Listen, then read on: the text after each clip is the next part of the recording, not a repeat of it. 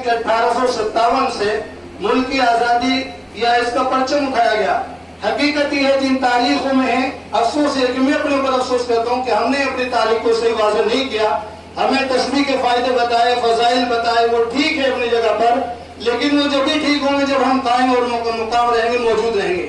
जिस कौम की तारीख मिट जाती है वो तारीख ही मिट जाती है, वो कौम ही मिट जाती है।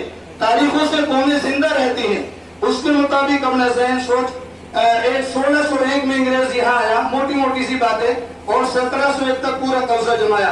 पहला जो 100 साल मुसलमानों ने अपनी अकेले लड़ाई लड़ी है 100 साल तक। 1757 में सबसे पहले परचम लहराने वाले कौन थे?